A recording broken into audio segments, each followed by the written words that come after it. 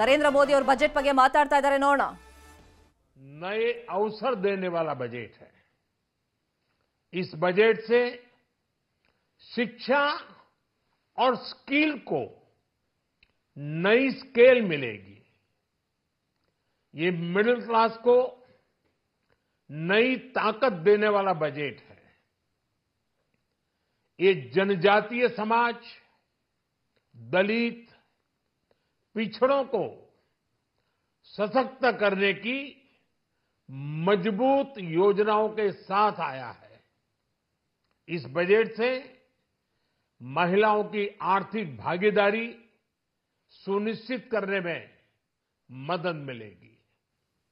इस बजट से छोटे व्यापारियों, एमएसएमईज को यानी कि लघु उद्योगों का उसकी प्रगति का नया रास्ता मिलेगा. बजट में मैन्युफैक्चरिंग पर भी बल है, इंफ्रास्ट्रक्चर पर भी बल है. इससे आर्थिक विकास को नई गति मिलेगी और गति को भी निरंतरता मिलेगी. साथियों, रोजगार और स्वरोजगार के अभूतपूर्व अवसर बढ़ ये हमारी सरकार की पहचान रही है. आज का बजट इसे और सुदृढ़ करता है. देश और दुनिया ने पीएलआई स्कीम की सफलता देखी है. अब इस बजट में सरकार ने एम्प्लॉयमेंट लिंक्ड इंसेंटिव स्कीम की घोषणा की है. इससे देश में करोड़ों करोड़ों नए रोजगार बनेंगे. इस योजना के तहत जीवन में पहली नौकरी पाने वाले युवा की पहली तनख्वाह हमारी सरकार देगी.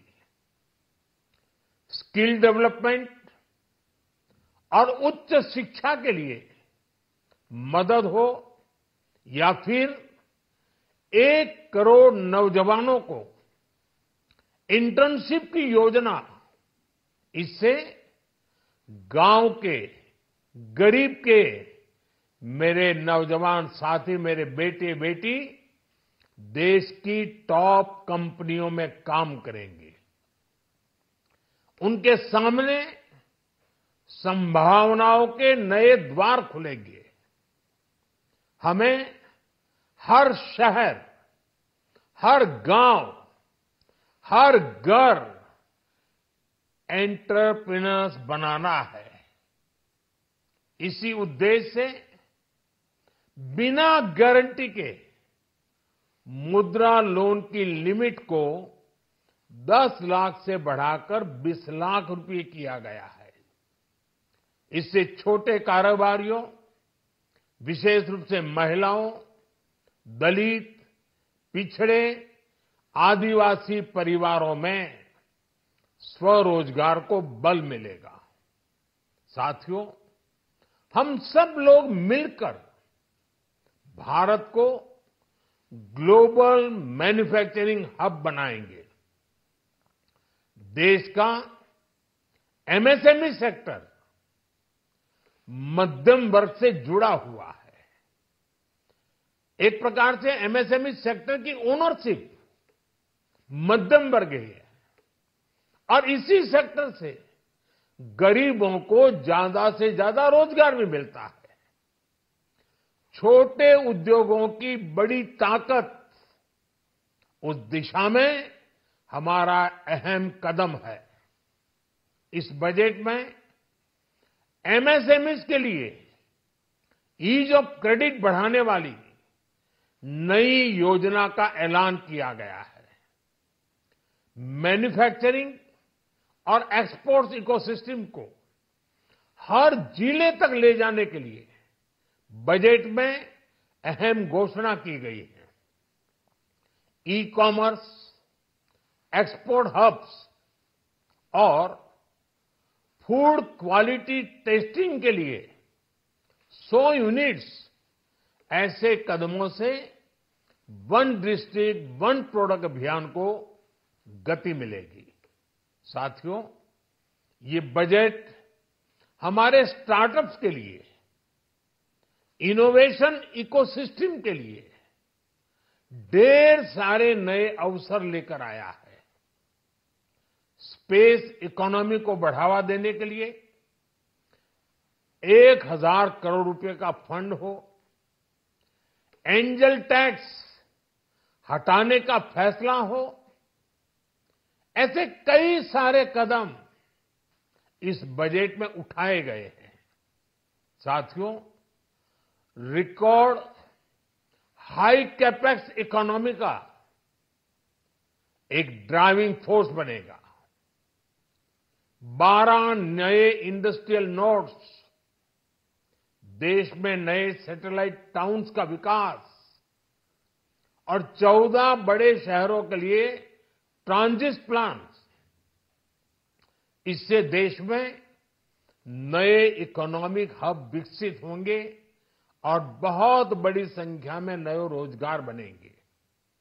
साथियों, आज डिफेंस एक्सपोर्ट्स रिकॉर्ड स्तर पर है। इस बजट में डिफेंस सेक्टर को आत्मनिर्भर बनाने के लिए अनेक प्रावधान किए गए हैं। आज पूरी दुनिया में भारत के प्रति आकर्षण बढ़ा है और भारत में टूरिज्म के क्षेत्र में नई संभावनाएं बनी हैं। टूरिज्म क्षेत्र गरीब और मध्यम वर्ग के लिए कई अवसर लेके आता है। इस बजट में टूरिज्म क्षेत्र पर भी विशेष बल दिया गया है।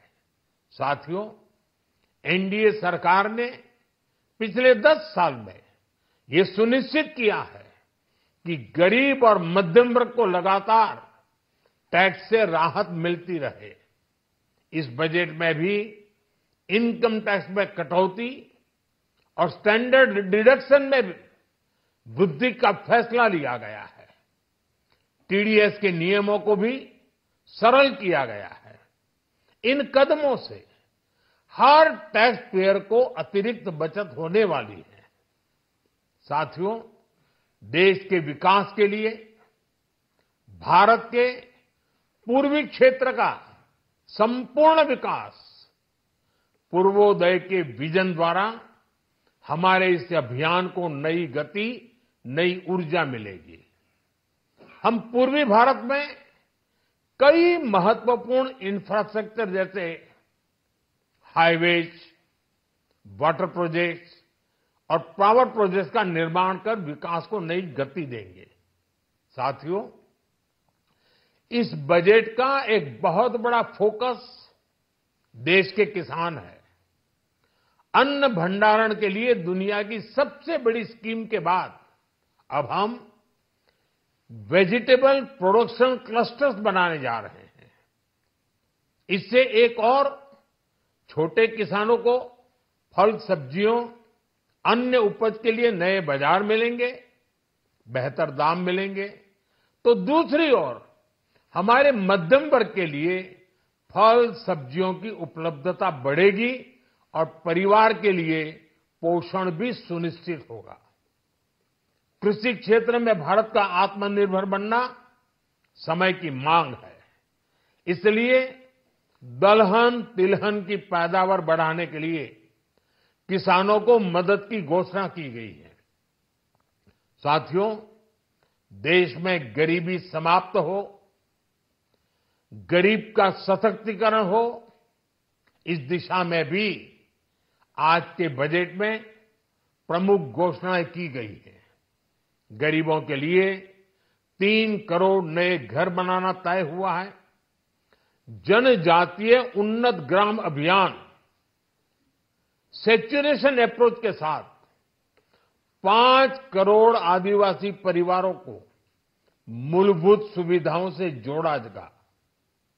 इसके अलावा ग्राम सड़क योजना 25,000 नए ग्रामीण क्षेत्रों को ऑल वेदर रोड से जोड़ेगी। इसका लाभ देश के सभी राज्यों के दूर दराज गांवों को मिलेगा। साथियों, आज का बजट नए अवसर, नई ऊर्जा लेकर आया है। ये ढेर सारे नए रोजगार, स्वरोजगार के अवसर लेकर आया है। ये बेटर ग्रोथ और ब्राइट फ्यूचर लेकर आया है। आज का बजट भारत को दुनिया की तीसरी सबसे बड़ी आर्थिक ताकत बनाने के उस पूरी प्रक्रिया में कैटलिस्ट का काम करेगा। विकसित भारत की एक ठोस नींव रखेगा। सभी देशवासियों को बहुत बहुत शुभकामनाएं।